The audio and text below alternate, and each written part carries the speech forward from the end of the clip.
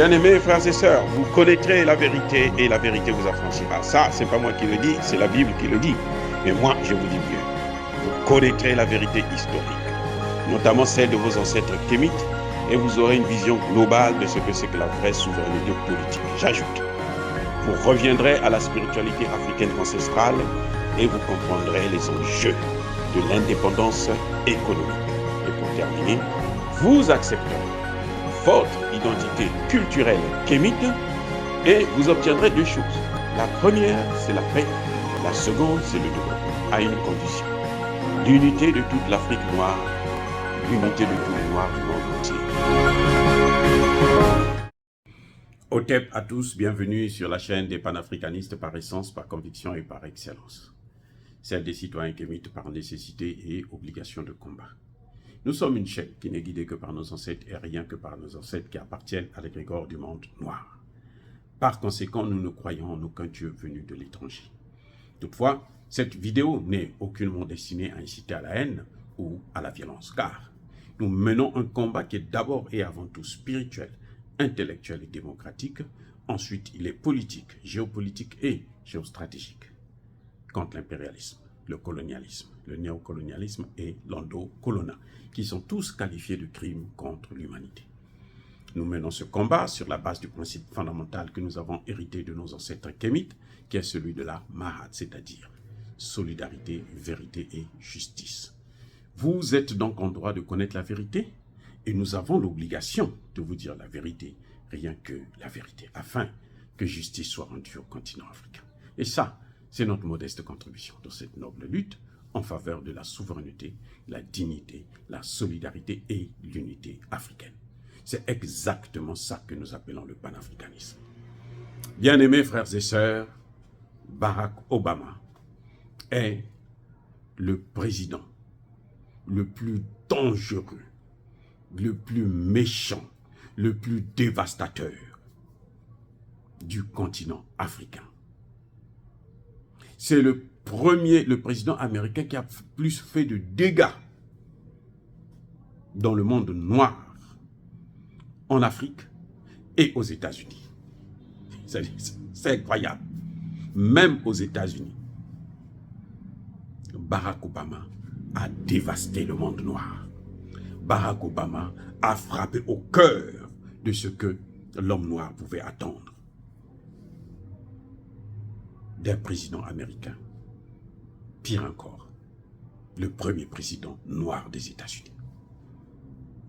Barack Obama est le premier président américain qui n'avait aucun agenda, c'est-à-dire aucun projet politique pour la minorité noire. Je reprends. Barack Obama, c'est le premier président américain qui n'a jamais eu un projet pour le peuple noir, la minorité noire. Les autres présidents américains, même s'ils n'ont rien fait de bon, de spécial, mais en tout cas, ils ont parlé. Barack Obama n'a même pas parlé. Même pas parlé des Noirs. Même pas. Dans son cabinet, il y avait un seul Noir, un métis, qui était ministre de la Justice. Son deuxième mandat, il a changé ce ministre de la Justice pour prendre encore un autre Noir, qui était aussi métis, comme lui. Barack Obama a une haine contre l'homme noir. Il a détruit l'homme noir ici aux États-Unis. Au point où l'homme noir, c'est pas évident qu'il se relève encore ici aux États-Unis. Parce que quand Donald Trump arrive, les Noirs vont aller le voir pour dire, mais nous on veut savoir qu'est-ce que tu feras pour nous. Vous savez ce que Donald Trump leur a répondu? Non, mais moi je viens de succéder à un Noir. Le premier président noir, votre frère, là, il n'a rien fait pour vous. Et vous venez chez moi, vous voulez que moi je puisse faire quoi pour vous? Et c'est ça. Surtout que, vous savez, il fallait être ici aux États-Unis pour participer ou constater, voir de vos propres yeux comment Barack Obama a été élu. Comment Barack Obama a été loué. Quand Barack Obama était candidat, là, ici, là, il y avait un slogan que les Noirs avaient sorti. Vote or die. C'est-à-dire que tu votes pour Barack Obama ou tu meurs. Pour les Noirs. Les Noirs ont voté à 99% le candidat Barack Obama. Les Noirs. C'est-à-dire que les Noirs avaient tellement misé sur lui. Les Noirs l'avaient pris pour un messie. C'était comme si c'était Dieu, le Fils de Dieu qui était venu. Et que personne, moi je n'avais pas voté pour lui, hein, je vous dis franchement, moi je suis républicain. Donc, personne ne prêtait attention à ce qu'il disait du monde noir, de ce qu'il va faire de cette communauté noire. Qu'est-ce qu'il va apporter de nouveau, qu'est-ce qu'il va changer dans leur vie. Il n'a rien dit dans sa campagne. Il n'a, je répète, il n'a quoi? Il n'a rien dit. Les Noirs ont fait comme si c'était en Afrique, où on vote parce que c'est mon parent, il est du même village que moi, je vote pour lui. Même si je gagne rien, mais je vote pour lui quand même. Alors qu'en politique, justement, c'est la plus grave erreur à ne jamais faire. En politique, on ne vote pas pour quelqu'un, on vote pour soi-même. Non, je reprends. Je reprends. En sciences politiques, dans le domaine de la politique, les experts de la science politique, pas les politologues ou les politiciens, nous, experts de la science politique, les politistes, on va vous dire qu'en politique, on ne vote pas pour le candidat et on vote pour soi-même. Vous comprenez ce que je veux dire? Tu ne votes pas quand tu vas voter là, quand tu vas mettre ton urne. C'est pas pour ce candidat-là, tu votes pour toi-même. Qu'est-ce que je veux dire par là? C'est-à-dire que quand tu mets ton urne, quand tu choisis un candidat, dans ta tête, tu dois être conscient que ce candidat va faire ce que moi je veux qu'il puisse faire. Je reprends. Quand tu votes pour un candidat, tu t'en fous de son programme politique. Pour toi, c'est que dans son programme politique, est-ce qu'il y a ce que toi tu aimes qu'il puisse faire pour toi, pour ta famille, pour tes enfants? Par exemple, que tu puisses avoir la sécurité sociale, que tes enfants puissent avoir l'école gratuitement, que tu puisses avoir du travail, que ceci, voilà.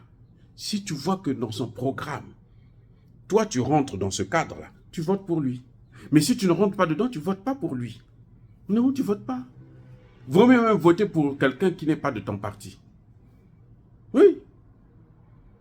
Si tu vois qu'il n'y a pas, ça dit que ton intérêt n'est pas là, tu n'as pas le droit de voter. C'est ça la politique.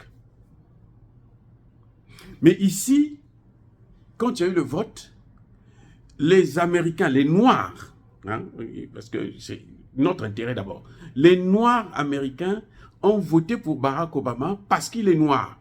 Pas parce que Barack Obama avait un projet, avait un programme, avait ce qu'ils appellent ici agenda pour la communauté noire.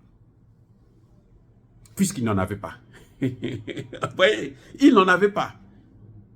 Parce que les autres, les Jesse Jackson, quand ils se présentaient, ils disaient, moi pour vous les Noirs, voici ce que je veux faire pour vous.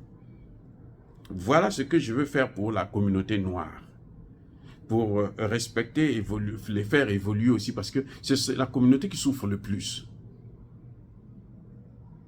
Mais quand Barack Obama arrive, on l'a tellement pris pour un messie, eux ils l'ont tellement pris pour un messie, pour la plupart d'ailleurs, il y a quelques rares cas, des exceptions, qui l'ont pris pour un messie, qu'ils n'ont pas prêté attention que Barack Obama n'avait pas de programme pour eux. Et puisqu'il n'avait pas de programme pour les Américains qui sont ici, eh ben c'est normal qu'ils ne puissent pas avoir un programme pour les Africains. L'AGOA qui a créé ça, c'est George Bush qui est allé, qui voit en Afrique, qui constate, les Africains lui disent que non, mais nous on a des problèmes, les taxes et autres. Il dit bon, j'enlève les taxes pour eux. C'est ça l'AGOA. Vos produits rentrent, vous ne payez pas de taxes. Il y avait même un système où, quand vous venez ici, là, tu es africain, tu viens avec ton passeport, tu vas faire les courses, tu ne payes pas les taxes sur les produits que tu payes. Eh oui, tu ne payes pas. Tu présentes ton passeport, tu ne payes pas les taxes. Et ça, c'est avec George Bush. Quand Barack Obama est venu, il a tout enlevé. Il a gardé la Goa, certes, mais il n'a rien fait pour l'Afrique. Ce qu'il a fait, c'est la destruction de l'Afrique. C'est programmer la destruction systématique du continent africain. C'est pour ça que c'est Barack Obama qui donne l'ordre d'aller chasser Laurent Gbagbo du pouvoir. C'est Barack Obama qui donne l'ordre de détruire, qui va avec ses troupes pour détruire la Libye. Le sénateur Marco Rubio l'a rappelé à Emmanuel Macron. Il dit, nous, on a aidé la France. La France ne pouvait pas faire la guerre à la Libye. Il fallait que nous, on soit là. C'est Barack Obama. Mais il savait qu'en détruisant la Libye, ils vont détruire le Sahel. Ils vont déstabiliser le golfe de Guinée. Barack Obama le savait puisque un président africain le lui a dit. Le président Issoufou le lui a dit, en face à face, à Paris. Barack Obama a dit, non, ça ne va pas arriver, je veux terminer le travail. C'est ça, ce que vous voyez là, c'est le travail que Barack Obama avait promis. Voilà comment l'homme noir tue le noir. L'homme noir est d'abord le premier ennemi de l'homme noir. Parfois, nous parlons des Blancs, mais malheureusement, George Bush a protégé Laurent Gbagbo. George Bush, il a protégé Laurent Gbagbo. Oui. Barack Obama a exposé Laurent Gbagbo. Il a pris Laurent Gbagbo, il l'a donné à Nicolas Sarkozy. Nicolas Sarkozy a écrasé. En fait, quand on a amené Gbagbo à la haie, quand il sortait là, c'est Nicolas Sarkozy qui est rentré avec Alassane Ouattara et Guillaume Soro. Ou Nicolas Sarkozy lui-même d'abord. Il pouvait rentrer là-bas. Parce qu'ils ont massacré des Noirs, des Africains, des Ivoiriens. Donc Barack Obama, au final, il a été le plus mauvais des présidents américains pour le continent africain. Lorsque vous le louez, ça a été le plus médiocre. Je ne parle même pas des expulsions. Les expulsions des Noirs. Aïe, aïe, aïe. Barack Obama, à lui seul, a expulsé plus de clandestins que l'ensemble de tous les présidents américains réunis. Et je répète, c'est-à-dire que vous prenez depuis la création, depuis George Washington, jusqu'à George Bush, tout ce qu'ils ont expulsé là, des États-Unis. Vous additionnez ça là. C'est moins que ce que Barack Obama à lui seul a expulsé. Oui, vous allez en Caroline du Nord où les Africains étaient là sans papier, machin, ils vivaient tranquillement, ils travaillaient et tout, machin, tout ça là. Barack Obama, en Caroline, ils ont fui. La plupart, ils sont partis au Canada, ainsi de suite, et puis voilà. Parce qu'on les cherchait comme ça, on partait les prendre dans les maisons. L'œuvre de Barack Hussein Obama. Dire cela, c'est inciter à la haine ou à la violence? Non. Non. Il faut apprendre à dire la vérité, à indexer, à pointer du doigt ceux qui nous font du mal, même si ce sont des Africains comme nous, même si ce sont des Noirs, il faut le leur dire. Parce que c'est comme ça que nous rendrons justice à nos ancêtres. C'est comme ça que nous honorons nos ancêtres. Encore une fois de plus, je persiste et je signe. Soyez bénis, abondamment bénis par le Dieu des Kémites. Mais que tous ceux qui persécutent le continent africain le pillent et le déstabilisent. Qu'ils soient noirs, blancs, chinois, arabes, indiens ou qui qu'ils soient maudits, punis, foudroyés neutralisés, effacés, écrasés par ce Dieu des Kémites et par nos ancêtres angélisés. Vive l'Afrique éternelle, j'ai dit et j'assume.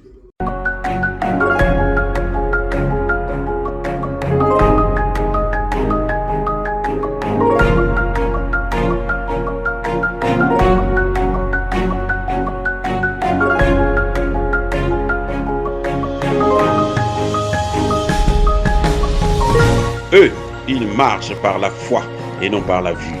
Mais moi, je vous conseille vivement de marcher par la connaissance scientifique et historique, notamment celle de nos ancêtres kémites, par les 5 sens et par l'intelligence.